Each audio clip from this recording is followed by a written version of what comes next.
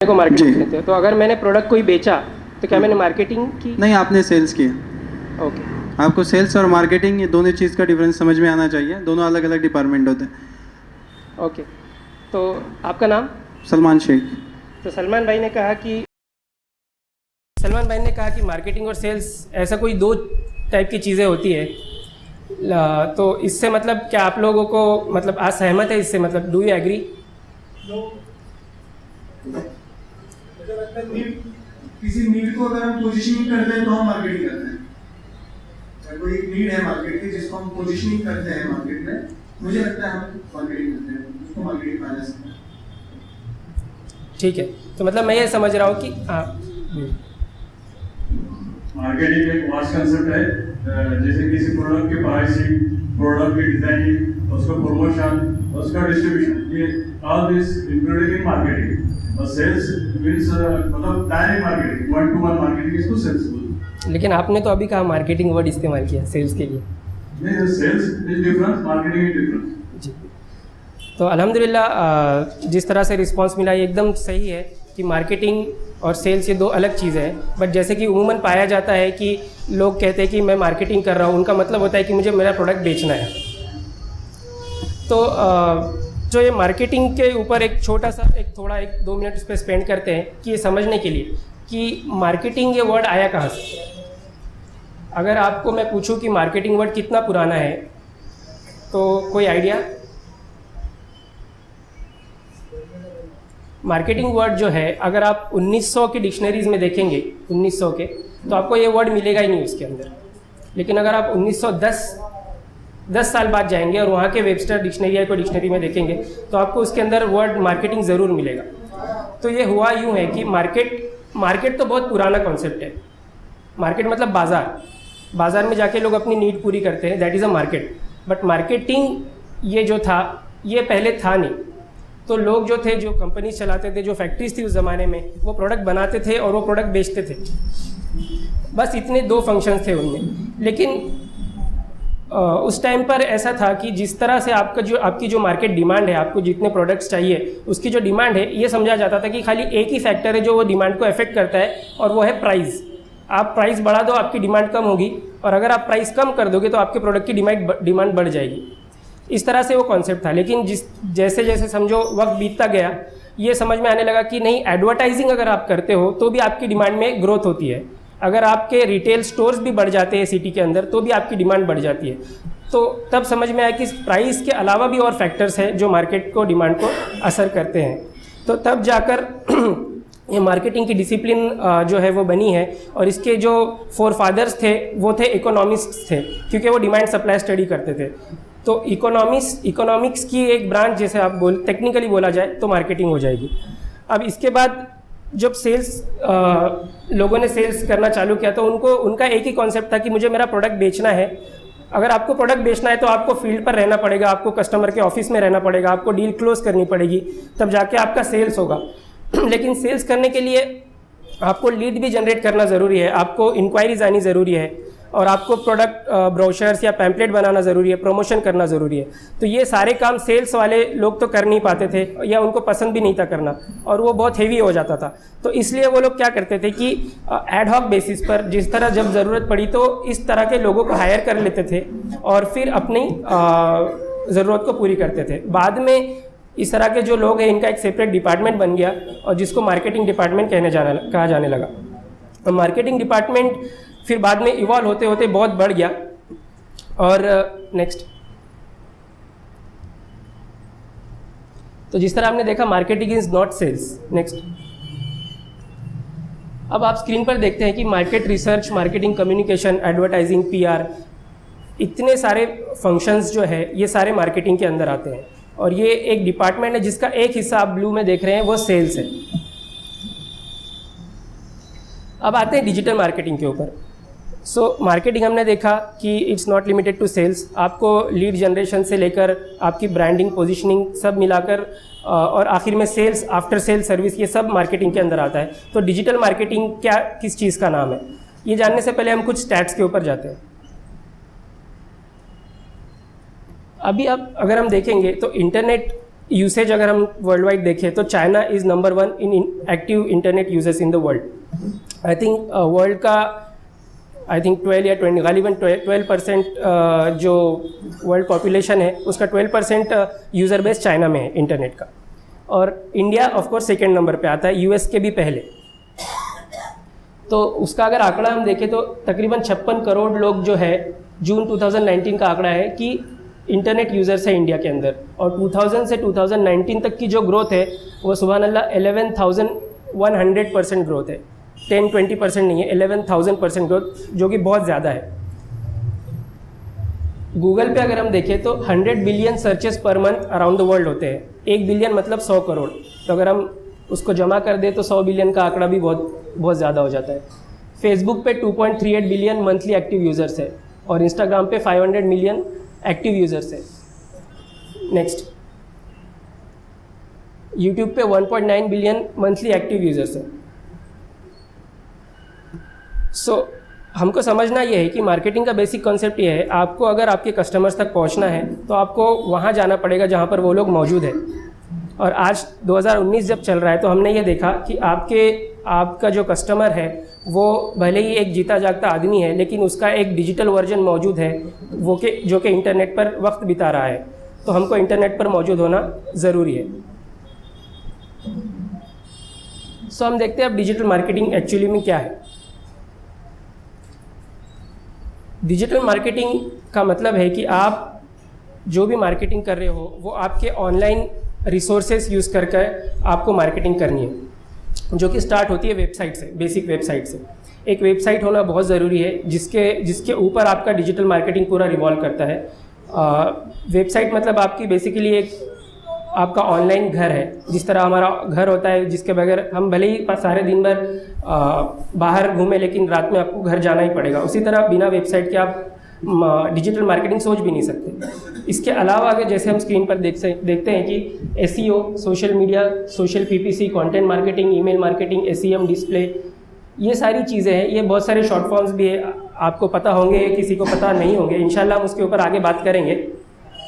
ये सारी चीज़ें मिला के डिजिटल मार्केटिंग होता है। एसईओ के बारे में अगर बात करें तो वो सबसे ज़्यादा कॉमन है और जिसकी सबसे ज़्यादा ज़रूरत है, उसका फुल फॉर्म होता है सर्च इंजन ऑप्टिमाइजेशन। उसके आगे बैक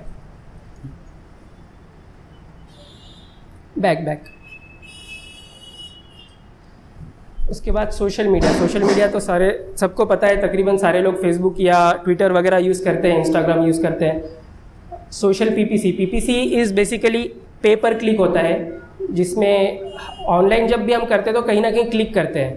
तो अगर आप ऑनलाइन में आप अगर कोई एडवर्टाइजमेंट पर क्लिक करते हो तो उसके पैसे आपको भरने पड़ते हैं क्लिक के ऊपर, तो उसको कहते हैं पे पर क्लिक। और सोशल पे पर क्लिक मतलब अगर आप सोशल मीडिया पे एडवर्टाइजमेंट कर रहे हो तो उसको सोशल पीपीसी कहा जाएगा।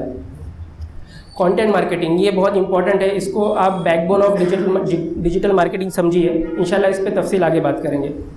ईमेल मार्केटिंग सबको पता है, ईमेल आपको भेजना पड़ता है कस्टमर एक्विजिशन को, और ईमेल मार्केटिंग इज़ लाइक सारी चीज़ें आप कर ले, लेकिन ईमेल मार्केटिंग को आप बीट नहीं कर सकते क्योंकि वो दी मोस्ट इम्पॉर्टेंट फंक्शन है डिजिटल मार्केटिंग का।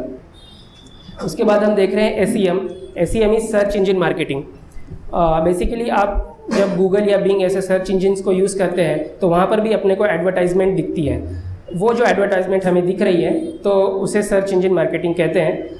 इंशाल्लाह हमारे मिसबा भाई उसके ऊपर डिटेल में बात करेंगे। उसके आगे आपको जो दिख रहा है डिस्प्ले भी एडवर्टाइजमेंट का ही पार्ट है। वो भी गूगल या और भी कहीं आपको जो एड्स दिखती हैं वेबसाइट के ऊपर, जो बैनर्स दिखते हैं, जो कंपनीज़ के नाम के जो एडवर्टाइजमेंट दिखते हैं, तो उनको डिस्प्ले एड्स बोलते हैं। और एफिलिएट का मतलब होता है कि आप की वेबसाइट आपने बनाई, जैसे कि ई कॉमर्स वेबसाइट आपने बनाई है, अब उसके ऊपर आपको ट्रैफिक लाना पड़ेगा, वेबसाइट्स पे आपको लोगों को लाना पड़ेगा, तभी जाके आपका प्रोडक्ट बिकेगा, जो कि बहुत मुश्किल टास्क होता है। सारे लोगों को आपका सब तो फ्लिपकार्ट नहीं होते कि सबको पता है कि सबको पता हो जाए कि आपकी वेबसाइट एग्जिस्ट करती है। आपने नई वेबसाइट बनाई, अब आपको उसके ऊपर ट्रैफिक चाहिए, तो आप एक एफिलिएट प्रोग्राम चलाते हो जहाँ पर कि आप दूसरे जो वेबसाइट्स है, दूसरे जो ब्लॉग्स है, दूसरे जो लोग हैं जो ऑलरेडी काम कर रहे हैं और जिनके वेबसाइट्स पर ट्रैफिक आ रहा है, उनको आप एफिलिएट बनाते हो, आपके साथीदार बनाते हो, और उनके वेबसाइट पर जो ट्रैफिक आ रहा है वो अपने वेबसाइट पर डाइवर्ट करते हो। और वो जो वेबसाइट आ रहा है, वो जो ट्रैफिक आ रहा है, उसको कहते हैं कि एफिलिएट ट्रैफिक उसको कहते हैं, और वो ट्रैफिक भेजने के बदले आप उनको कुछ मुआवजा देते हो, that is an affiliate marketing. इसके अलावा और भी चीज़ें होती है जैसे thought leadership, online property, ORM is basically online reputation management. अगर आपका ब्रांड बड़ा है, आपके ब्रांड के बारे में बहुत सारे लोग बात कर रहे हैं, तो ऐसा होता है कि बहुत सारी निगेटिव बातें भी लोग करते हैं। जैसे कि अगर हम कोई ज़ोमैटो वगैरह का देख लें, वो बहुत आजकल न्यूज़ में रहता है कि उसके ज़ोमैटो के डिलीवरी बॉय ने कुछ कर दिया ऐसा, तो लोग काफ़ी निगेटिव बातें भी करते हैं। तो उस निगेटिव बातों को जो ऑनलाइन मौजूद है, जो सोशल मीडिया पे कमेंट्स हैं या रिव्यूज़ हैं, तो इनको किस तरह पॉजिटिव में कन्वर्ट किया जाए, या एटलीस्ट जब कोई सर्च करे आपके ब्रांड के बारे में तो वो निगेटिव बातें पहले ना आते हुए आपके ब्रांड की पॉजिटिव बातें ही ऊपर सर्च में दिखें, इसके लिए जो भी कोशिश एक्टिविटीज़ की जाती है उसको कहेंगे ऑनलाइन रेपुटेशन मैनेजमेंट।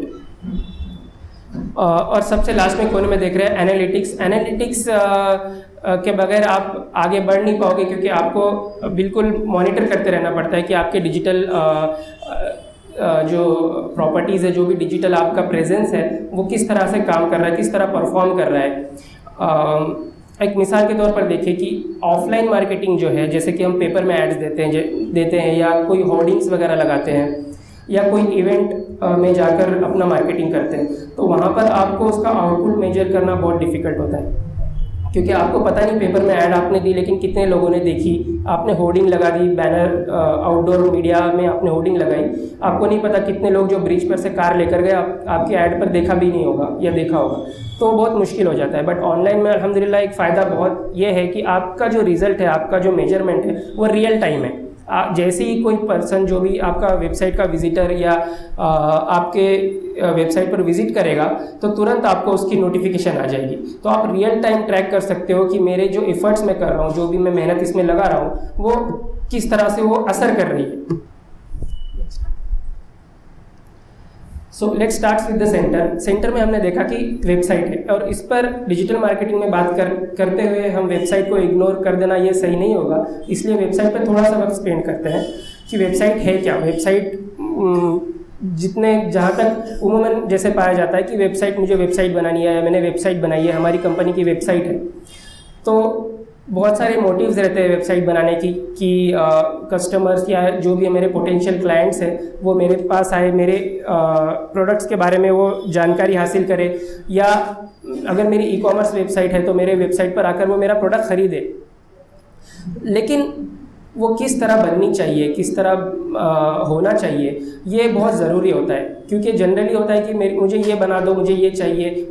जैसे कि क्लाइंट से हम अल्हम्दुलिल्लाह डील करते तो हम सुनते हैं कि मुझे ये प्रोडक्ट बेचने हैं और मुझे इस तरह की वेबसाइट बनानी है, लेकिन उसमें बहुत सारे एक स्टडी होती है, एक रिसर्च होता है, और उसको आपको जब आप वेबसाइट बना रहे हो तो आपका घर बना रहे हो। जाहिर सी बात है, हम घर किसी भी तरह नहीं बना दे सकते, उसमें हमारे कुछ इनपुट्स होते हैं कि मुझे इस तरह से चाहिए, लेकिन साथ ही साथ आपको आर्किटेक्चर बताता है कि टेक्निकली ये क्यों सही नहीं है और इस तरह बना लीजिए, तो आपको सजेशन देता है। तो उसी तरह उस सजेशंस को लेकर हम घर बनाते हैं। तो उसी तरह वेबसाइट बनाना भी एक बहुत इम्पॉर्टेंट प्रोजेक्ट है, एक फर्स्ट स्टेप है, और इसको बहुत सीरियसली लेकर बनाना चाहिए। तो वेबसाइट पर आप चाहते हो कि आपके लोग आए, आपके प्रोडक्ट और सर्विसेज को देखें, लेकिन आप ये भी चाहते हो कि कुछ एक्शन हमारे वेबसाइट पर करें ताकि उससे हमको फ़ायदा हो। अगर कोई आकर विजिट कर चला जा रहा है तो उसमें फ़ायदा नहीं है, राइट। हमारा रिटेल स्टोर है, वहाँ पर लोग आ रहे हैं लेकिन कुछ खरीद ही नहीं रहे, बस आकर देख कर चले जाते हैं, तो दैट इज़ नॉट डिज़ायरेबल। हमको चाहिए कि वो प्रोडक्ट खरीदे, या हमको चाहिए कि वो कुछ हमारे वेबसाइट पर आकर फॉर्म भरे या कुछ इंक्वायरी हमारे लिए जनरेट हो। तो किस तरह आप उन लोगों को कन्विंस करोगे कि आप हमारा प्रोडक्ट बाय करो या हमारे वेबसाइट पर आकर हमारे लिए फॉर्म भरो।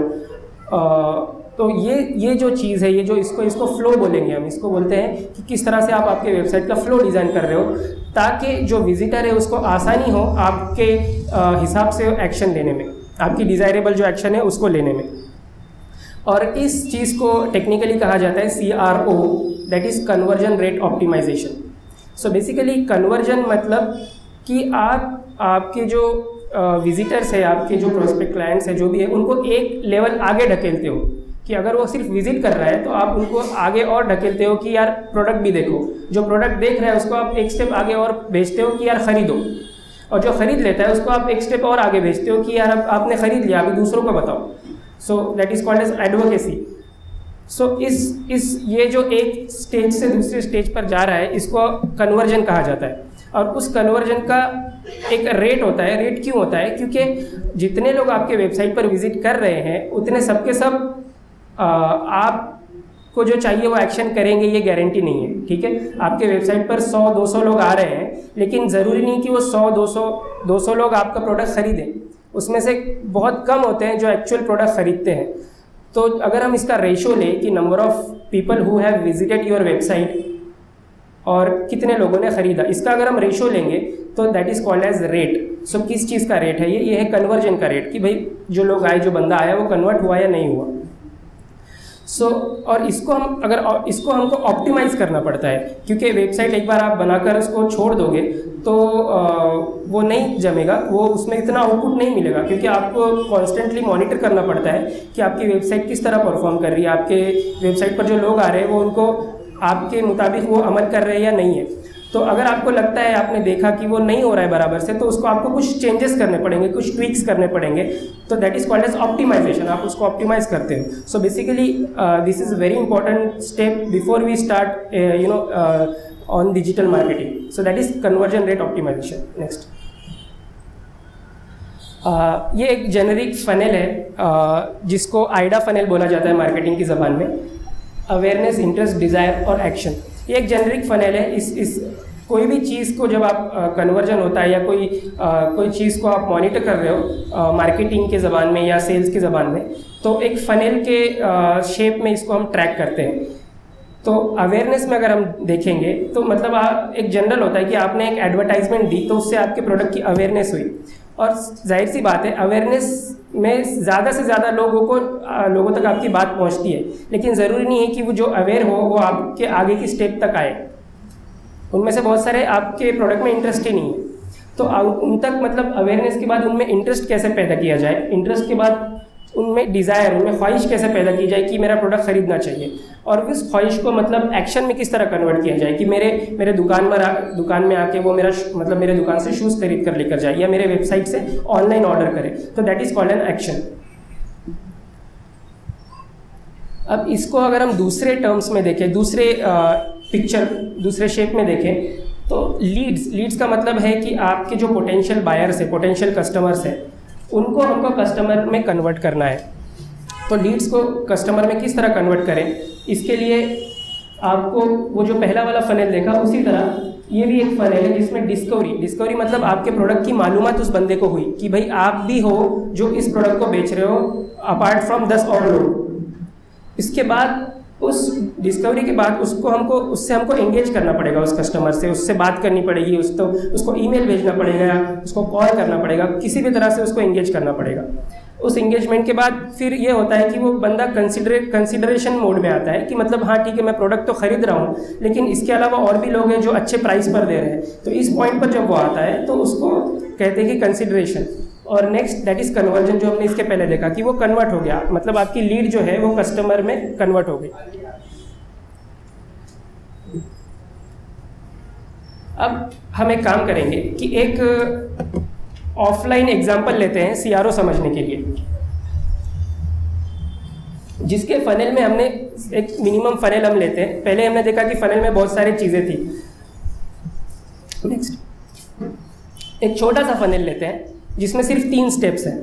ठीक है, तो एक एग्जांपल लेते हैं कि एक वैक्यूम क्लीनर, एक बंदा है जो वैक्यूम क्लीनर एक सेल्समैन है, उसको बेचना है। ठीक है, तो उसके लिए उसको घर घर जाना पड़ेगा और उसको जाकर फिर डेमो देना पड़ेगा और फिर उसके बाद हो सकता है लोग उसका वैक्यूम क्लीनर खरीदें।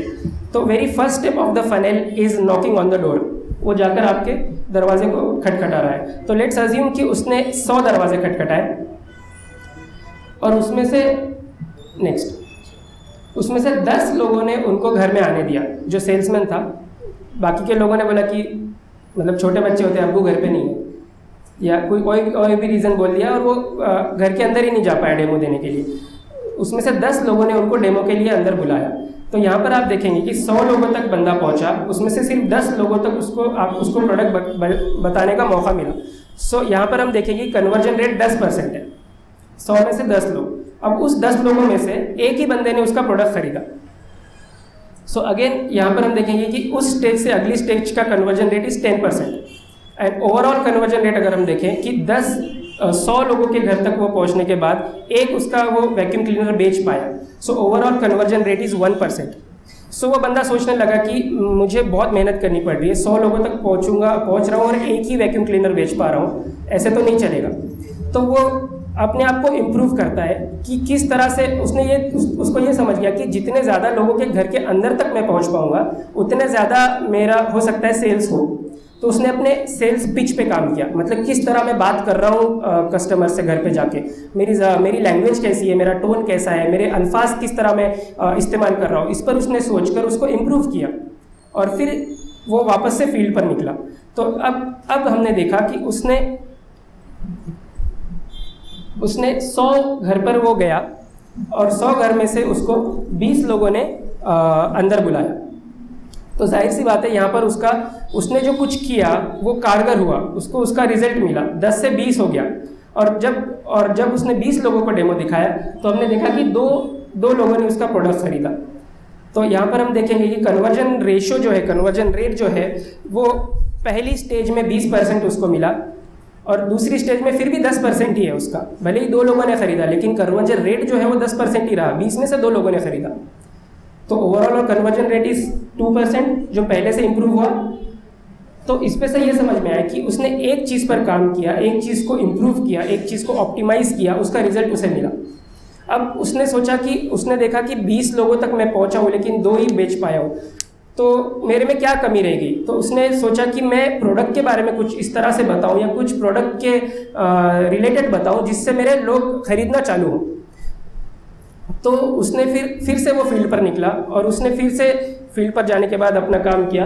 तो यहाँ पर हम देखते हैं कि वो 100 लोगों के घर तक पहुँचा और उसने फिर से उसको मतलब 20 लोगों ने उसको घर पे बुलाया, लेकिन इस बार वो 4 प्रोडक्ट सेल कर पाया। तो यहाँ पर हम देखेंगे कि कन्वर्जन रेट जो है वो बढ़ गया है। एकदम फर्स्ट स्टेज आप देखिए और नेक्स्ट स्टेप देखिए, 20% तक हो गया है, डबल कन्वर्जन रेट हो गया है। और ओवरऑल कन्वर्जन रेट भी देखेंगे 2 से 4% तक पहुंचा है। लेकिन ये कब हुआ कि दूसरे स्टेज में भी उसने कुछ ऑप्टिमाइज़ किया। उसने फॉर एग्जांपल ऐसे बोला होगा कि ये आप मेरा वैक्यूम क्लीनर खरीद लीजिए और मैं इस पर आपको 100% मनी बैक गारंटी देता हूँ। जब आपने इस स्टेज पर उसको ऑप्टिमाइज़ किया तो कस्टमर का ट्रस्ट बढ़ गया और उसने प्रोडक्ट खरीदा।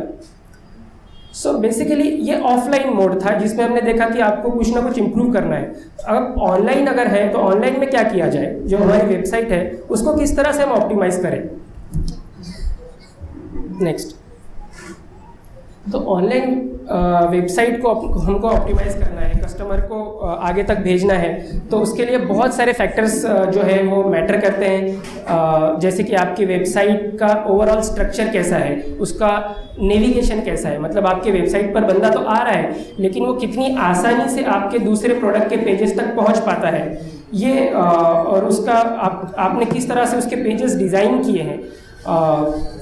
उसके बाद उसकी कॉपी बहुत ज़्यादा इंपॉर्टेंट है कि आप किस तरह के वर्ड्स वेबसाइट पर यूज़ कर रहे हो, किस तरह की पोजीशनिंग आप कर रहे हो, किस तरह का मैसेजिंग आप यूज़र्स को दे रहे हो, उसके ऊपर बहुत डिपेंड करता है कि वो प्रोडक्ट खरीदेगा या नहीं खरीदेगा।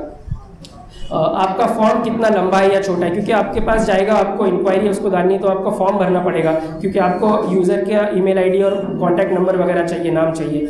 तो वो फॉर्म आप कितना लेंदी रखते हो या कितना शॉर्ट रखते हो। अगर आपने शॉर्ट फॉर्म रखा, खाली 2 ही फील्ड रखे, नाम और ईमेल एड्रेस, तो आप आपके उसके फ़ोन नंबर पर मिस कर रहे हो। अगर वो ईमेल पर एक्टिव नहीं है तो आप उसको फ़ोन पर पहुँच सकते हो, लेकिन आप फ़ोन नंबर उसका ले नहीं रहे हो, तो वहाँ पर आपकी अपॉर्चुनिटी लॉस्ट हो सकती है। या अगर आपने फॉर्म बहुत लेंदी रखा तो वो भी एक टर्न डाउन है यूज़र के लिए कि यूज़र आपके वेबसाइट पर आ रहा है, इतना लंबा फॉर्म कौन भरेगा, आपका पेज भर के फॉर्म है, तो वहाँ से चला जाएगा, हो सकता है। तो वहाँ पर भी एक प्रॉब्लम है। तो कितनी आपकी फॉर्म की साइज़ कितनी होनी चाहिए, कितनी लेंथ होनी चाहिए, दैट इज़ इम्पॉर्टेंट।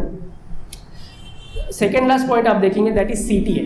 CTA बहुत सटल है, बहुत सबकॉन्शियसली काम करता है। CTA का फुल फॉर्म है call to action. Call to action का मतलब होता है कि आप जो यूज़र है उसको कुछ कमांड देते हो, कुछ उसको ऑर्डर करते हो कि बाय नाउ ये जो है, ये बटन पर लिखा हुआ आपने काफ़ी जगह देखा होगा, या सबमिट, ये भी आपने काफ़ी जगह देखा होगा। ये जो अल्फाज है इनको कहते हैं CTA, और ये आपके सबकॉन्शियस माइंड पे काम करते हैं। अगर आप CTA नहीं रखोगे तो आपका कन्वर्जन रेट कम हो जाएगा, और आप मुनासिब जगह पर बार बार उसको CTA दोगे, मतलब बार बार बटन दोगे कि buy now, explore now, view more, contact us. इस तरह से जब उसको बार बार आप बम्बार्ड करते हो उसके ब्रेन को, तो आपका कन्वर्जन रेट जो है वो बढ़ने का चांस होता है इंशाल्लाह। और जाहिर सी बात है, साइट स्पीड, आपकी वेबसाइट स्लो है तो आपके बाउंस हो जाएंगे, मतलब जो भी विजिटर आपकी वेबसाइट पे आ रहा है वो आपकी वेबसाइट ही नहीं खुल रही है तो वो तो चला जाएगा। तो साइट स्पीड बहुत इंपॉर्टेंट है ऑप्टिमाइजेशन के लिए।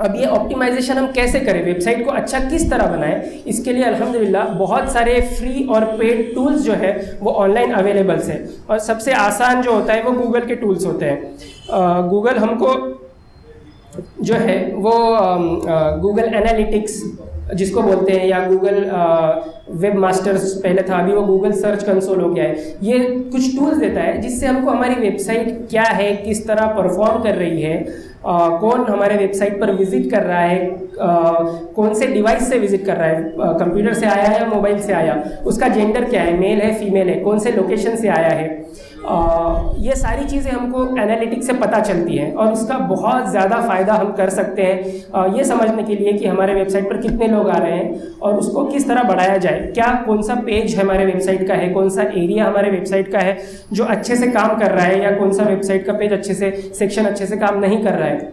ये सारी चीज़ें समझने के लिए गूगल एनालिटिक्स या गूगल सर्च कंसोल बहुत इंपॉर्टेंट होता है। और जब हम गूगल बोल रहे हैं तो गूगल बेसिकली इसलिए कि गूगल ज़्यादा फेमस है, इसके अलावा भी है जैसे बिंग है, याहू है, बाइडू, यांडेक्स, बहुत सारे सर्च इंजिन है, डकडकगो है जो काम करते हैं, बट गूगल का शेयर बहुत ज़्यादा है। अभी फॉर एग्जांपल मैं बताता हूँ कि ऑल ओवर द वर्ल्ड जितने भी सर्च इंजिन है तकरीबन 88% जो ट्रैफिक है सर्च इंजिन का, वो जो मार्केट शेयर है वो गूगल को जाता है। बचे हुए 10-11% में सारे सर्च इंजिन आ जाते हैं। Next, sorry previous.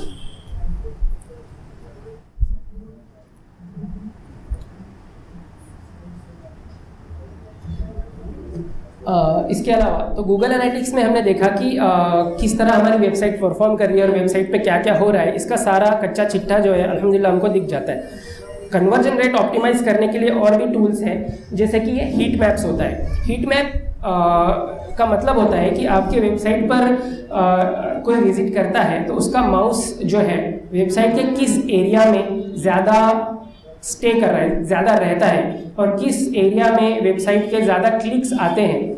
इसके लिए टूल्स होते हैं जो हमको मतलब हीट सेंसिंग, आपने कभी इमेजेस देखे होंगे कि सेंटर में एकदम लाल होता है फिर ब्लू होते जाता है, जो लाल है मतलब वो कॉन्सेंट्रेटेड है, जहाँ टेम्परेचर बहुत ज़्यादा है। इस तरह से कभी आपने कोई इमेजेस देखी होंगी, अर्थक्वेक वगैरह के इंटेंसिटी की इमेजेस आती है कि कहाँ पर सबसे ज़्यादा इंटेंस है और कहाँ पर फिर दूर जो इंटेंस नहीं है। तो उसकी इमेज अगर आप देखेंगे तो सेंटर में रेड होता है और धीरे धीरे फिर वो ब्लू ग्रीन होता जाता है, मतलब ज़्यादा सेंसिटिव नहीं है।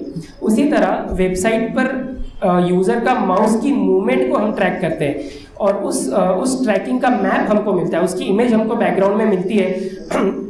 जो एरिया पे यूज़र ज़्यादा घूम रहा है, जो एरिया में, जो सेक्शन में, जो पेज के किसी हिस्से पर यूज़र ज़्यादा क्लिक करता है, उस हिस्से को ज़्यादा रेड या ज़्यादा ब्राइट कलर में हमको वो दिखता है। उससे हमको बेसिकली समझ में आता है कि वेबसाइट का क्या हिस्सा जो है, कौन सा बटन है या कोई इमेज है या कोई सेक्शन है वो ज़्यादा काम कर रहा है, और कोई कहाँ पर है जहाँ यूज़र जा ही नहीं रहा है, कोई हिस्सा ऐसा है। तो उसके ऊपर से हम हमारे स्ट्रैटेजी बनाते हैं, हमारे रिवैम्प करते हैं कि किस तरह इसको हम इम्प्रूव करें।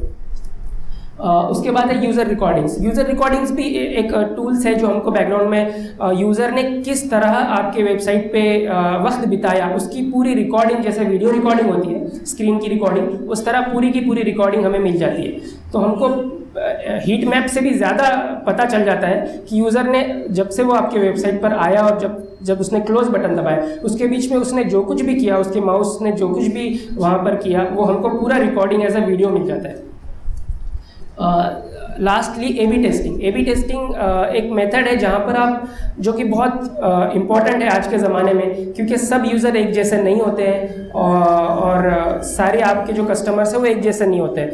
तो जब हमारी वेबसाइट पर कोई आता है और उसको वेबसाइट पर मैसेजिंग दिखती है, हमारे हेडलाइन दिखती है, हमारे प्रोडक्ट के बारे में मालूमात वगैरह दिखती है, और उसका एक स्ट्रक्चर, एक डिज़ाइन, एक टेम्पलेट दिखता है कि इस तरह वेबसाइट बनी हुई है, ठीक है। लेकिन वो काम अगर नहीं कर रही है या कर रही है, वो हमको एनालिटिक्स में पता चलता है। ए बी टेस्टिंग ये कहता है कि आप आपकी वेबसाइट के, आपके लैंडिंग पेज के, आपके पेज के 2 वर्जन रखिए। एक वर्जन एक ख़ास ऑडियंस के लिए, दूसरा वर्जन एक दूसरे ऑडियंस के लिए। उससे आपको ये पता चलेगा कि अगर कहीं हमारे वेबसाइट के स्ट्रक्चर में, कलर्स में, मैसेजेस में कुछ कमी है, तो हमको ए बी टेस्टिंग से पता चलती है कि कौन सा ए ऑप्शन या बी ऑप्शन में से कौन सा ऑप्शन काम कर रहा है। अगर बी काम कर रहा है तो हम बी को मेन स्ट्रीम कर देंगे, बी को लाइव कर देंगे, बी के ऊपर ध्यान देंगे, ए को हटा देंगे। इसी तरह फिर और कुछ दिन के बाद फिर से ए बी टेस्टिंग करेंगे। तो this is a continual process, और उसके ऊपर से हम वेबसाइट को ऑप्टिमाइज कर सकते हैं। So this was about website. Next, अब हम बात करते हैं सोशल मीडिया की। सोशल मीडिया एक ऐसी चीज़ है, आजकल सब लोग उसके ऊपर मौजूद है, बहुत सारे ब्रांड्स उसके ऊपर मौजूद है, बहुत सारे चीज़ें उस पर करते हैं। उसका स्टैट्स भी हमने ऊपर देखा कि कितने बिलियन लोग जो है सर्च कर रहे हैं, कितने बिलियन लोग जो है वो फेसबुक पर मौजूद है।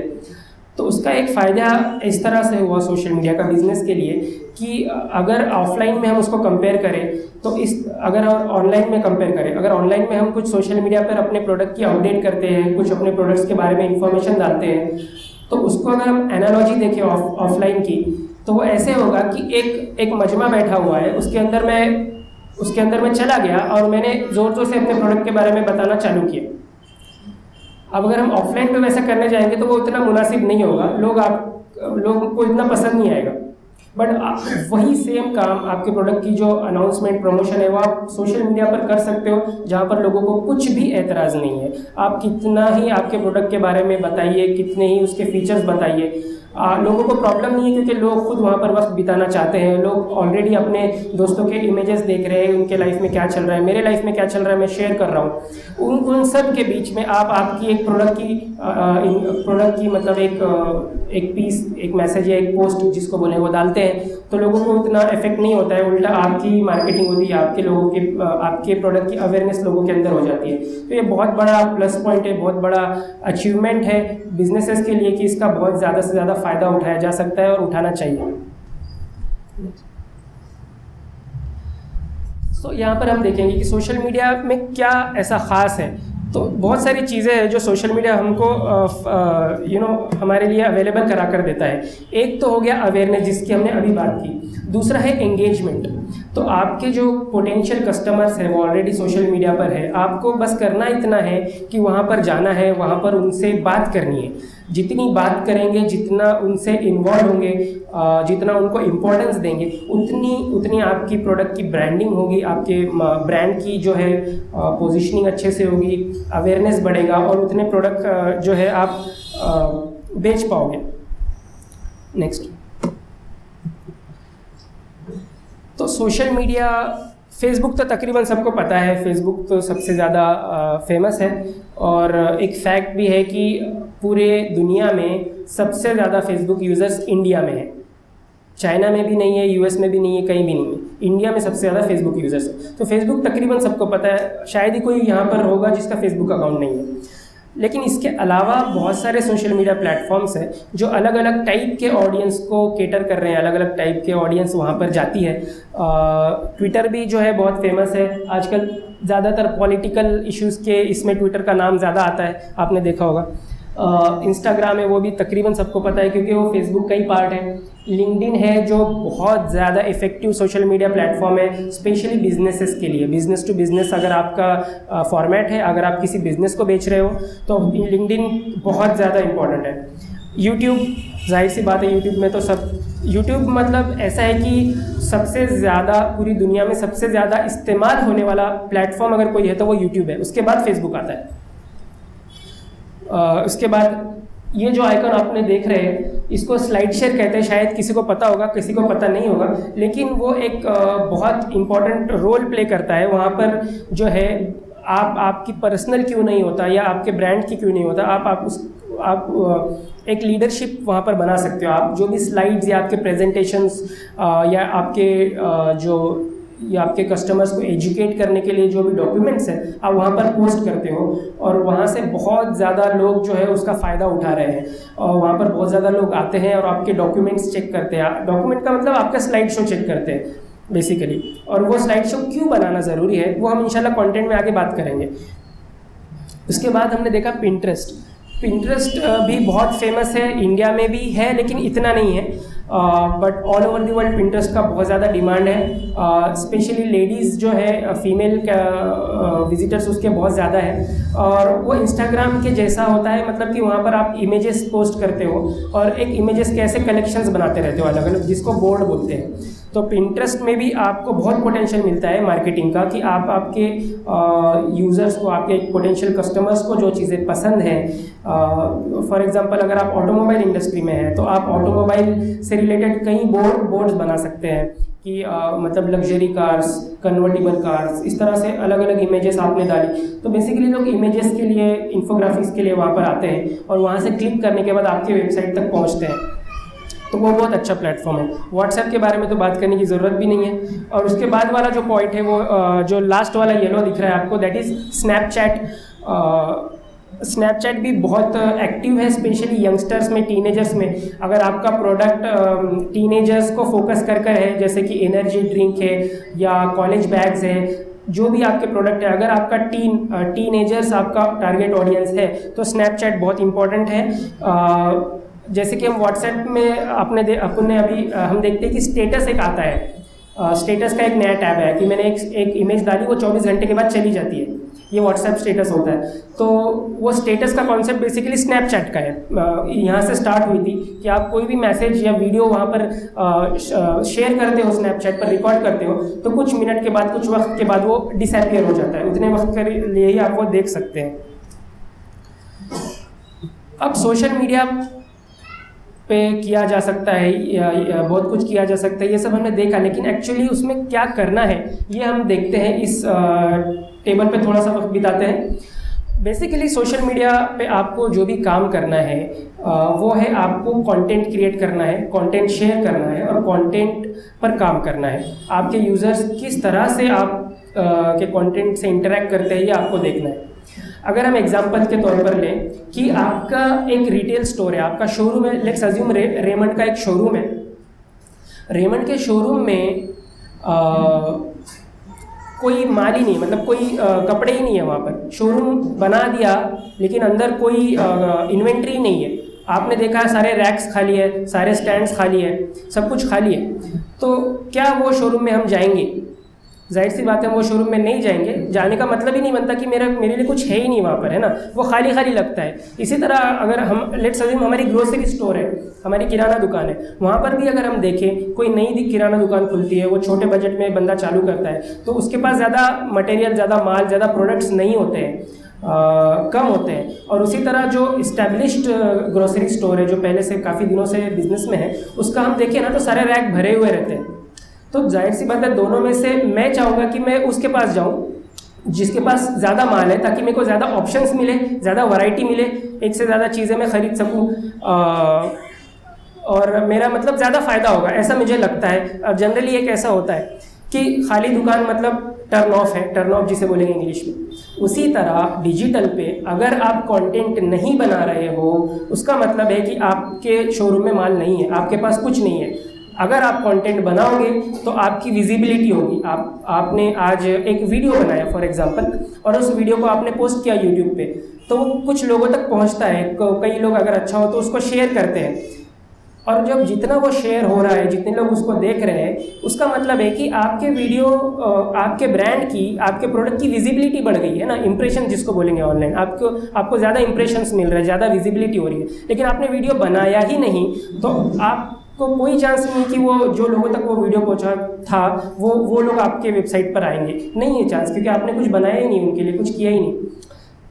तो सोशल मीडिया पे करना यही है कि कंटेंट पर काम करना है, कंटेंट बनाना है अलग अलग तरीके के। हमने देखा भी होगा बहुत सारे ब्रांड्स इस पे काम करते हैं, बहुत सारे तरीके के इमेजेस आते हैं, आए दिन नए वीडियोस आते हैं, कुछ ट्रेंड चलना चालू होता है। जैसे कुछ साल पहले की बात है, आइस बकेट चैलेंज, अगर किसी को याद होगा तो आइस बकेट चैलेंज का ट्रेंड आया था, या कोई गार्बेज चैलेंज आया था। ऐसे अलग अलग चैलेंजेस आते रहते हैं।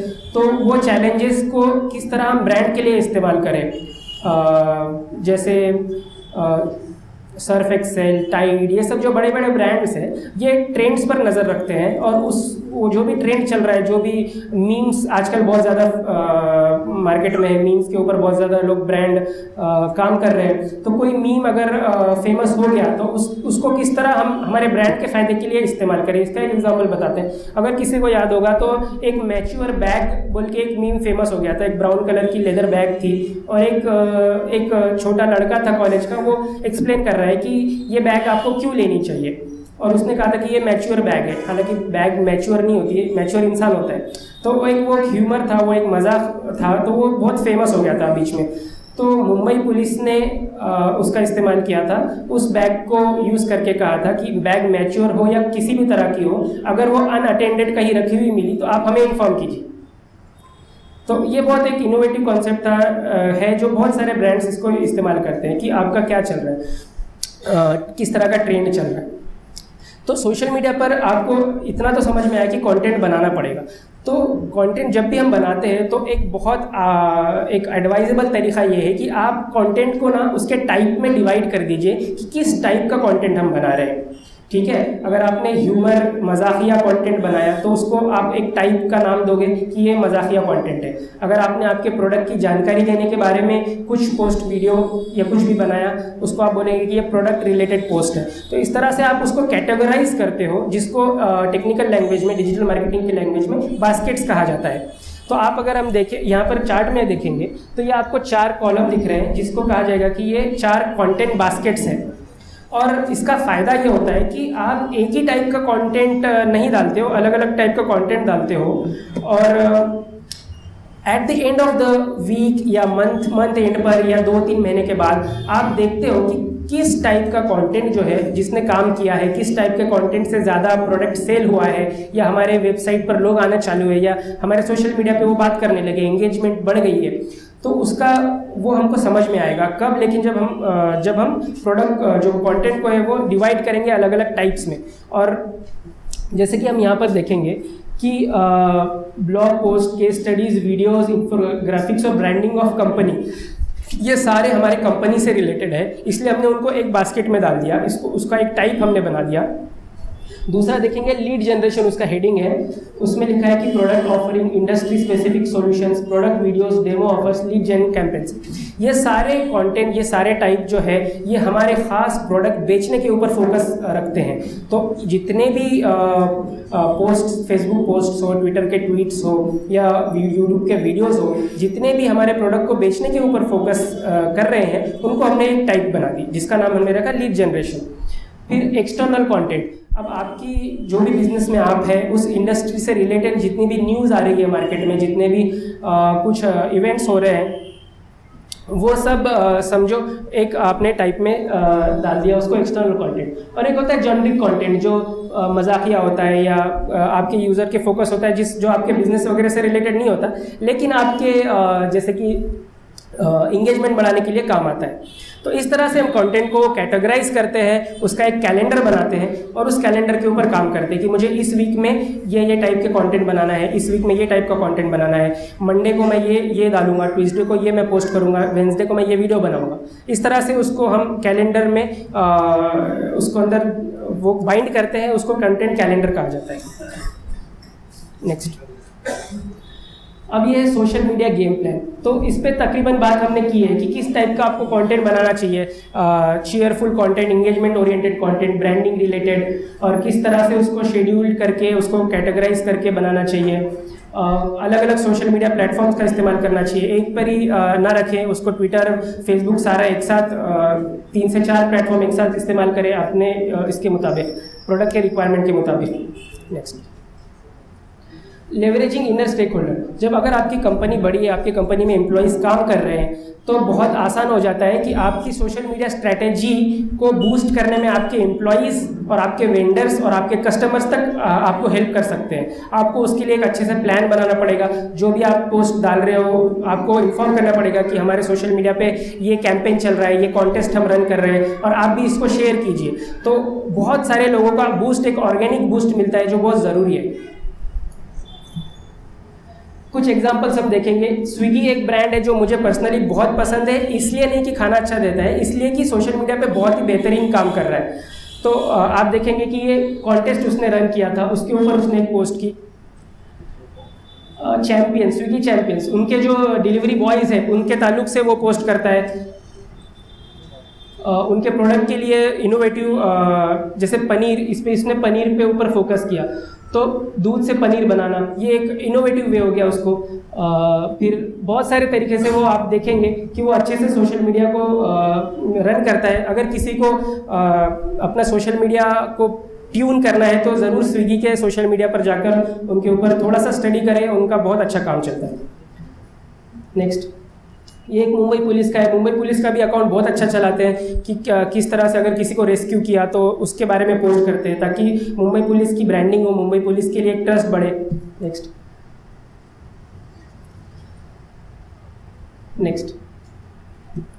बैक। ओके, सो अब हमने देखा कि सोशल मीडिया क्या है, प्लेटफॉर्म्स क्या है। हमको ये देखना है कि इसका किस तरह से इसको किया जाए, एक्चुअल में क्या किया जाए और किस तरह से किया जाए, ये ज़रूरी है। तो ये ऑब्सेक मॉडल, ये हमने बनाया ऑब्सेक मॉडल है। इसको आप देखेंगे तो सबसे पहले हमको कोई भी काम, कोई भी मार्केटिंग कैंपेन चालू करने से पहले एक चीज़ का जवाब देना है हमको, ये कि हमारा ऑब्जेक्टिव क्या है। आपका प्रोडक्ट बेचना है, आपको अवेयरनेस बढ़ानी है, एक से ज़्यादा ऑब्जेक्टिव भी रह सकते हैं, लेकिन विदाउट सेटिंग अ गोल, विदाउट ऑब्जेक्टिव्स आप काम नहीं करोगे। आपको सबसे पहले ऑब्जेक्टिव्स डिसाइड करने हैं। उसके बाद आपको ये नोटेड, ये डॉक्यूमेंट करना पड़ेगा कि मेरा ऑडियंस कौन है, मेरा टारगेट ऑडियंस कौन है। जब तक आप ये समझोगे नहीं तो आपकी मैसेजिंग क्लियर होगी नहीं। तो आप डिसाइड कर लीजिए कि आपका को जो भी प्रोडक्ट है उसकी मार्केट, उस प्रोडक्ट को किन लोगों तक पहुंचाना है, वो किस टाइप के लोग हैं, इसको आपको डॉक्यूमेंट करना पड़ेगा, इसको आपको नोट डाउन करना पड़ेगा। उसके बाद आपको स्ट्रैटेजी बनानी पड़ेगी कि सोशल मीडिया पे मैं किस टाइप, कौन से प्लेटफॉर्म चूज़ करूँ। क्या मेरे लिए फेसबुक बेहतर है या फेसबुक नहीं बेहतर है, लिंक्डइन सही है या ट्विटर सही है, इसका कॉम्बिनेशन आपको चूज़ करना पड़ेगा। ईमेल मार्केटिंग की जाए, अभी की जाए या बाद में की जाए, ये सारी चीज़ें, पेड करूँ, गूगल एड्स करूँ या ना करूँ, ये सब का आपको एक प्लान बनाना पड़ेगा। उसके बाद उसको एग्जीक्यूट करना पड़ेगा, और जब एग्जीक्यूट हो जाता है तो उसको आपको कंट्रोल में रखना पड़ेगा, वरना आपके एफर्ट्स वेस्ट जाएंगे, आपका पैसा वेस्ट जाएगा। तो जैसे हमने देखा कि वो रियल टाइम आप मेजर करते हो आपके एफर्ट्स को, आप उसको मेजर कीजिए, जो नहीं चल रहा है उसको बंद कीजिए, जो चल रहा है उसको बढ़ाइए। इस तरह से उसको मेजर करके आपके कंट्रोल में रखिए, और फिर से आप स्टार्ट ओवर करते हो नेक्स्ट कैंपेन के लिए। नेक्स्ट, जब हम टारगेट ऑडियंस की बात की तो कभी भी टारगेट ऑडियंस जो है वो एक मत समझिए। टारगेट ऑडियंस जो है वो ये होते हैं कि जो हमारा प्रोडक्ट खरीदना चाहते हैं, या हमारा अगर हम सर्विस इंडस्ट्री में हैं तो हमारे प्रोडक्ट के डिसीजन मेकर्स हैं, जो एक्चुअल में बोलेंगे कि हाँ ओके प्रोडक्ट खरीदो, उनकी बात पर प्रोडक्ट खरीदा जाएगा। Those are called as decision makers, और वो हमारे प्राइमरी टारगेट ऑडियंस है। लेकिन इसके अलावा और एक लोग होते हैं जो उनके साथ काम करते हैं, उनके कॉलीग्स, उनके सबऑर्डिनेट्स, या हमारे फ्रेंड्स एंड फैमिली, जो हमें प्रोडक्ट खरीदने में इन्फ्लुएंस करते हैं। मैंने ये ख़रीदा, बहुत अच्छा है, आप भी ख़रीद लीजिए अगर आपको ज़रूरत है। तो इन्फ्लुएंसर्स, तो हमको जब भी हम मार्केटिंग स्ट्रैटेजी बनाएंगे तो सिर्फ हम डिसीजन मेकर्स पे फोकस नहीं रखेंगे, साथ में हमारे जो इन्फ्लुएंसर्स हैं उनके ऊपर भी फोकस रखेंगे। चाहिए तो हम 2 कैंपेन चला सकते हैं, एक डिसीजन मेकर्स के ऊपर फोकस करने वाला कैंपेन और एक इन्फ्लुएंसर्स के ऊपर। तो एक एग्जांपल मैं आपको बताता हूँ कि एक कंपनी है जो पेस्ट कंट्रोल करती है। पेस्ट कंट्रोल का मतलब है कि हमारे घर में, ऑफिस में कीड़े मकोड़े ज़्यादा हो गए, चूहे हो गए, सिपलक हो गए, उनको कंट्रोल करने के लिए जो कंपनियां काम करती हैं उनको पेस्ट कंट्रोल करें। तो पेस्ट कंट्रोल कंपनी एक है, उसके लिए एक सैम्पल टारगेट ऑडियंस यहाँ पर स्क्रीन पर आपको दिख रही है। इस तरह से आपको आपकी कंपनी के लिए, आपके बिजनेस के लिए बनाना पड़ेगा कि कौन मेरे एक्चुअल है। उनको आपको इसको बोलेंगे कि कस्टमर प्रोफाइलिंग जिसको बोलते हैं, कि मेरा एक जैसे एक मॉल है, आप पहला देखेंगे वो एक मॉल है, मॉल में जनरली पेस्ट कंट्रोल का बहुत इशू हो जाता है। अगर थोड़ा भी पेस्ट कंट्रोल का प्रॉब्लम आया तो मॉल का रेपुटेशन खराब हो जाएगा। तो उसके लिए वो एक हमारा टारगेट ऑडियंस है। एक स्मॉल बिजनेस ऑफिस हमारा टारगेट ऑडियंस है। B2C, मेरा घर है, मेरे घर में पेस्ट हो गया है, उसके लिए तो वो भी मेरा एक इंडिविजुअल होम ओनर मेरा टारगेट ऑडियंस है। और उसको एम्प्लॉयज़ की ज़रूरत पड़ती है, लेबर की ज़रूरत पड़ती है, तो उसको चाहिए कि मैं सोशल मीडिया से ना हायरिंग भी करूं, मतलब लोगों तक पहुंचूं कि यहाँ पर जॉब वैकेंसी है, तो उसके लिए जो पोटेंशियल कैंडिडेट्स हैं वो भी मेरा एक टारगेट ऑडियंस है। जब आपके सामने ये मौजूद है तब आपको प्लान क्लियर होगा कि अच्छा अब ये 4 लोगों के लिए मैं किस तरह से कॉन्टेंट बनाऊँ, किस तरह से इसकी मार्केटिंग करूँ।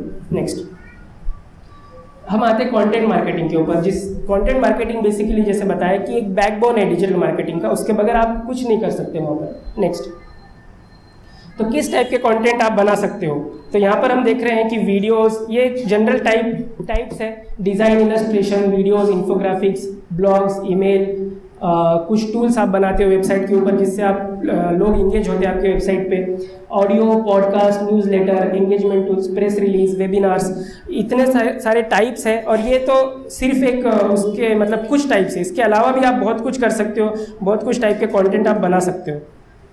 नेक्स्ट, तो कंटेंट मार्केटिंग की स्ट्रैटेजी क्या होनी चाहिए? सबसे पहले तो आप पता करें कि आपकी ऑडियंस कौन है, उसके बाद उनके प्रॉब्लम्स क्या है, प्रॉब्लम्स के बाद उस प्रॉब्लम को सॉल्व करने के लिए आप कुछ पीस ऑफ कंटेंट बनाएंगे, कुछ डॉक्यूमेंट बनाएंगे, कुछ स्लाइड्स बनाएंगे, या कोई एक ब्लॉग पोस्ट लिख देंगे जिससे आपके जो ऑडियंस है उसकी प्रॉब्लम सॉल्व हो रही है, उसकी क्वेरीज सॉल्व हो रही है। और जब हम ये करते हैं तो उसको कंसिस्टेंसी रखना ज़रूरी है। हर महीने में 2-3 या इस तरह से ब्लॉग लिखें, या कुछ ना कुछ जो शेड्यूल्ड हो, जो कैलेंडर के तहत हो, उस तरह से हमको कंसिस्टेंसी रखनी चाहिए। Be a trusted provider of content. जब आप कंटेंट लिख रहे हो तो इसलिए नहीं करना है, इसलिए नहीं लिखना है कि बस आपको आपकी मार्केटिंग करनी है। वो पहले एक ज़माना था जब आप करते थे, लेकिन आज ऐसा है कि वो नहीं चलता है। आपको उनके एक्चुअल प्रॉब्लम सॉल्व करना पड़ेगा, उनका एक्चुअल थोड़ा रिसर्च करके आपको लिखना पड़ेगा। नेक्स्ट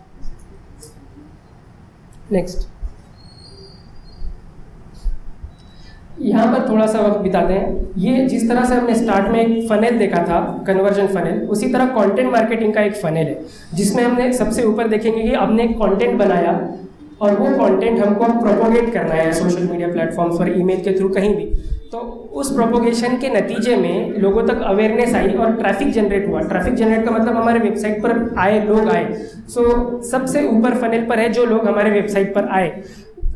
उस स्टेज को हमको, उस स्टेज के लोगों को हमको कुछ अलग टाइप का कंटेंट देना पड़ेगा कि उनको हमारे प्रोडक्ट के बारे में भी मालूमात नहीं है, तो हम उनको अलग अलग जैसे ई बुक्स, सोशल मीडिया से या गाइड्स वगैरह बनाकर उनको हमारे प्रोडक्ट के लिए अवेयर करते हैं। तो वो जाकर ट्रैफिक से वो लीड बनता है, और लीड जब होता है उससे लीड को हम नर्चर करते हैं, मतलब वो बंदा आ गया लेकिन वो खरीद नहीं रहा है। अब उनको हमको कन्विंस करना है कि यार हमारा प्रोडक्ट बेटर है, प्लीज़ हमारा प्रोडक्ट खरीदिए।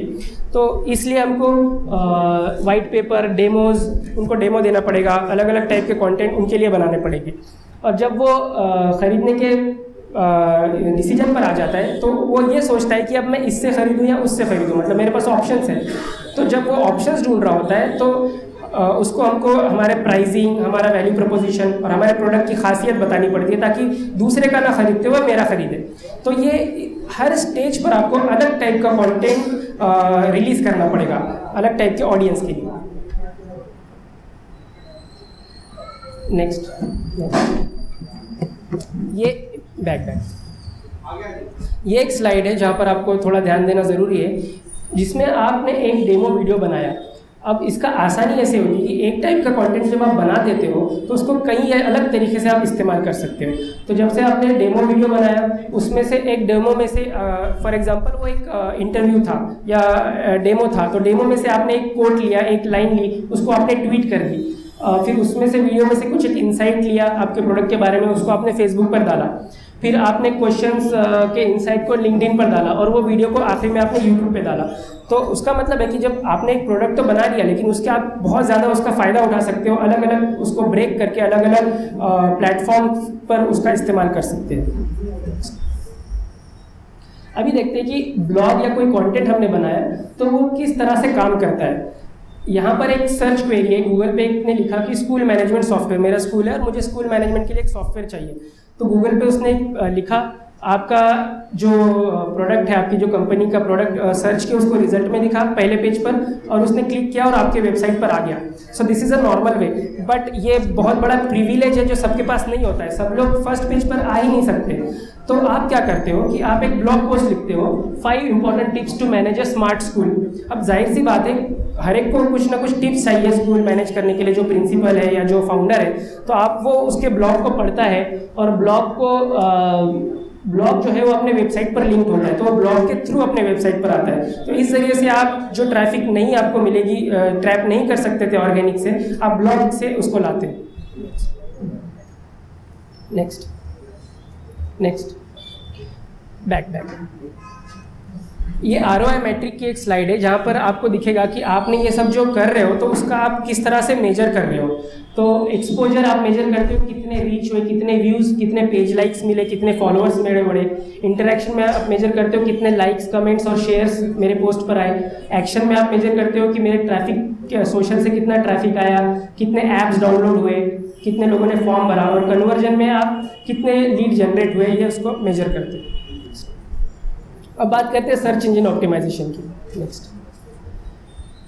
एक सेकेंड, Fmod और Zmod ये इम्पोर्टेंट कॉन्सेप्ट है। बेसिकली सर्च SEO इतना इम्पोर्टेंट क्यों है?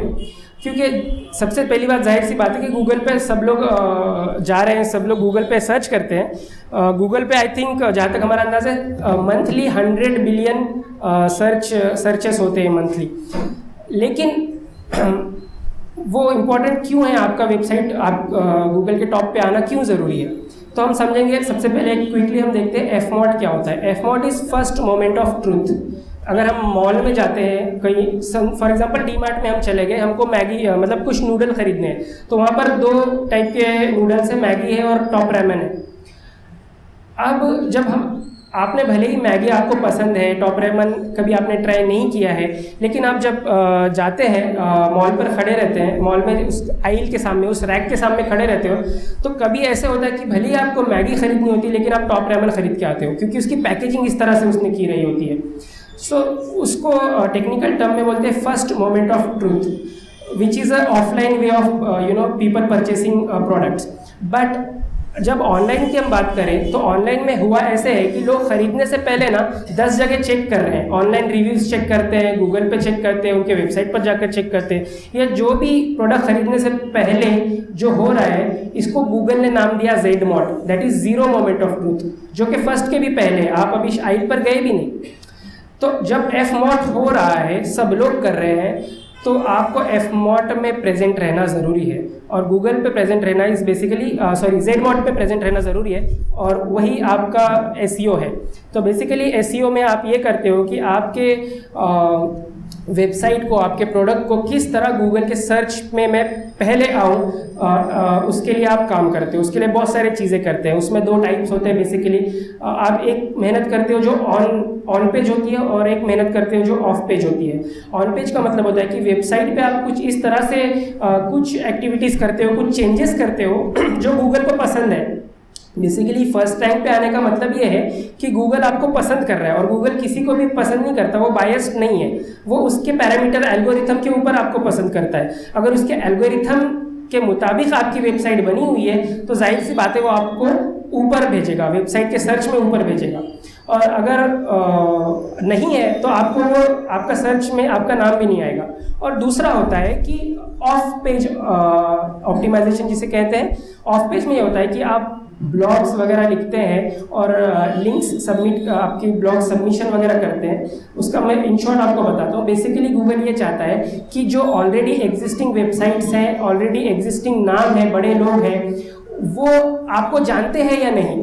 तो आपको बेसिकली करना ये होता है कि मेरी तो नई वेबसाइट है, मेरा नया बिजनेस है। आपको ये करना होता है कि किसी तरह जो ऑलरेडी इस्टेब्लिश्ड वेबसाइट्स हैं उनके पास जाकर उनको ये कहना पड़ता है कि आप प्लीज़ आपके वेबसाइट में मेरी वेबसाइट की लिंक डाल दीजिए। अगर आप ऐसा करते हो तो गूगल आपको एक स्कोर असाइन करता है और आपका स्कोर बढ़ा देता है। तो जितने ज़्यादा लोगों तक आप पहुंचोगे, जितने ज़्यादा लोगों के वेबसाइट्स पर आपकी लिंक होगी, उतना आपको गूगल इज्जत देगा, बेसिकली उतना आपको वो इम्पोर्टेंस देगा। तो आपको 2 चीज़ें करनी है, एक ऑन पेज करना है और एक ऑफ पेज करना है। और उसके बाद समझो आपको रिजल्ट दिखना चालू होते हैं। नेक्स्ट नेक्स्ट नेक्स्ट एक लास्ट टॉपिक है, इसको कवर करके मैं ख़त्म करूंगा इंशाल्लाह, बहुत टाइम ले गया। GMB ये बहुत इंपॉर्टेंट है, ये इस पे खास फोकस होना चाहिए था। GMB is basically Google my business. जितने भी लोग यहाँ पर तकरीबन उन्होंने गूगल पर सर्च किया होगा और वहाँ पर देखा होगा कि अगर आप कोई बिजनेस का या किसी भी इंक्वायरी पर आप सर्च करते हो गूगल में, तो आपको ना आपके नज़दीक के रिजल्ट्स दिखते हैं। सबसे पहले तो अगर मैं कार रेंटल सर्विस सर्च कर रहा हूँ औरंगाबाद में, मुझे कहीं जाना है, मुझे कार की ज़रूरत है, तो मैं कार रेंटल सर्विस सर्च कर रहा हूँ, तो मेरे नज़दीक में जितने भी कार सर्विस प्रोवाइडर्स हैं वो मुझे रिजल्ट में दिखते हैं। तो ये किस तरह क्यों दिखते हैं, इसको कहते हैं लोकल एसईओ, या उसका एक दूसरा पहलू है Google my business. Next next next एक सेकंड पीछे। तो इस तरह से आपने देखा कार रेंटल औरंगाबाद सर्च मैंने किया तो मुझे ये 3 रिजल्ट दिखे जो कि अलग फॉर्मेट में दिखते हैं, और इसके नीचे के रिजल्ट्स मुझे जो नॉर्मल रिजल्ट जैसे दिखते हैं वैसे दिखते हैं। तो ये जो अलग फॉर्मेट है ये हो गया लोकल एसईओ, इसको कहते हैं लोकल पैक, जो सबसे हट के दिखता है और इस पर बहुत ज़्यादा क्लिक्स आते हैं। तो आपको आपकी कार रेंटल सर्विस है या आपका जो भी बिजनेस है, आपको चाहिए कि ये 3 में आपका बिजनेस दिखे। नेक्स्ट, अगर मैं किसी एक पर क्लिक करता हूं तो ये इस टाइप का आपको पेज दिखेगा, कार रेंटल औरंगाबाद, और इधर मैप पर आप देख रहे हो ना, तो उस प्रॉक्सिमिटी में जितने भी लोग प्रोवाइड कर रहे हैं वो मैप पर दिखेंगे और उनकी डिटेल लेफ्ट साइड में दिखेंगे। इसको कहते हैं लोकल फाइंडर। नेक्स्ट, और किसी एक रिजल्ट पर आप जब क्लिक करोगे स्पेसिफिक, तो उसका स्पेसिफिक डिटेल्स आपको राइट साइड में दिखाएगा गूगल। जैसे कि यहाँ पर आप देख रहे हैं आफिया टेक्नोलॉजीज का रिजल्ट आपको दिखा रहा है, उसका मैप का लोकेशन और उसके इमेजेस और बहुत सारी डिटेल्स दिखा रहा है, कब तक ओपन है, उसका फ़ोन नंबर है, और वो वेबसाइट पर जब बंदा क्लिक करता है बटन पर तो आपके वेबसाइट पर वो आता है। ये बहुत ज़्यादा इंपॉर्टेंट है हमारे बिजनेस के लिए कि वेबसाइट पर लोग आए। अगर आप थोड़े एफर्ट लगाते हैं गूगल माई बिजनेस पर तो आपको बहुत ज़्यादा ट्रैफिक इंशाल्लाह मिलने का स्कोप है। नेक्स्ट, ये इंपॉर्टेंट स्लाइड है। यहाँ पर हम देख रहे हैं कि अगर आपको लोकल पैक में आना है गूगल माई बिजनेस में, तो गूगल जो है वो किस फैक्टर्स को इम्पोर्टेंट देता है, वो फैक्टर हमको समझ में आ जाए तो उसके ऊपर हम काम कर सकते हैं। तो आपकी गूगल माई बिजनेस में लिस्टिंग होनी चाहिए, आपके लोकल डायरेक्टरीज में आपकी लिस्टिंग होनी चाहिए, जैसे जस्ट डाइट में आपका बिजनेस होना चाहिए, सुलेखा या और भी जो लिस्टिंग है वहाँ पर होना चाहिए। आपके वेबसाइट पे आपको नैप होना चाहिए। नैप का मतलब होता है नेम एड्रेस फ़ोन नंबर, ये बहुत ज़्यादा ज़रूरी है। Name address phone number consistent होना चाहिए आपके वेबसाइट पर। उसको एक ख़ास रुतबा दिया है गूगल ने जिसको NAP कहते हैं। फिर आपके अलग अलग सिग्नल साइटेशंस होने चाहिए हर तरीके, हर अगर डायरेक्टरी में भी आपका एड्रेस है और तो वो वेबसाइट के जैसा होना चाहिए। कोई एक फॉर्मेट डिसाइड कर उसको कंसिस्टेंट रखना ज़रूरी है। सोशल सिग्नल्स इंपॉर्टेंट है, आपके सोशल मीडिया पर भी आपका नेम एड्रेस फ़ोन नंबर वगैरह होना ज़रूरी है। नेक्स्ट बैकएंड में हमको गूगल माई बिजनेस इस तरह से दिखता है कि यहाँ पर आपको वो इंसाइट देता है कि कितने लोगों ने सर्च किया तो आपका बिजनेस लोगों को दिखा, ये आपको दिखाता है। नेक्स्ट, यहाँ पर आप देख रहे हैं कि इस बिजनेस को तकरीबन 2000 लोगों ने सर्च किया तो उसका नाम वहाँ पर आया। नेक्स्ट, यहाँ पर आपको दिखाता है कि क्या सर्च किया था लोगों ने। तो यहाँ पर हम देख रहे हैं कि ये कंसल्टेंसी सर्विस का बिजनेस है, तो कंसल्टेंसी इन औरंगाबाद ये लोग सर्च कर रहे थे तो मेरे बिजनेस का नाम उनके सामने आया। नेक्स्ट, कितने लोगों ने किया सर्च, ये आपको ग्राफ दिखता है। नेक्स्ट, कस्टमर ने कौन सी एक्शन ली, तो कस्टमर के पास एक्शन रहते हैं, वो डायरेक्शन पे क्लिक करता है तो उसके मोबाइल पे वो जहाँ पर है वहाँ से लेके आपके ऑफिस तक का डायरेक्शन मैप पे खुल जाता है, या वो फ़ोन नंबर है तो वो डायरेक्ट कॉल बटन पे क्लिक करेगा तो उसके मोबाइल पे डायल स्क्रीन आ जाएगी। पेड सोशल ये होता है कि आप सोशल मीडिया पर एडवर्टाइज करते हो पे करके तो गूगल, फेसबुक, लिंक्डइन वगैरह है जहाँ पर हम गूगल या फेसबुक पर पैसे करते हैं। आपने देखा होगा बूस्ट पोस्ट वगैरह ऐसा कोई ऐड देता है वो, तो इस तरह से हम पेड इस्तेमाल कर सकते हैं। वक्त की कमी थी, थोड़ा हो नहीं पाया, लेकिन इंशाल्लाह मुझे उम्मीद है कि कुछ ना कुछ वैल्यू ऐड ज़रूर हुआ होगा। मैं इतना कहकर मेरा पार्ट ख़त्म करता हूँ। जज़ाकल्लाह, अस्सलाम वालेकुम। जज़ाकल्लाह ज़ुबैर भाई।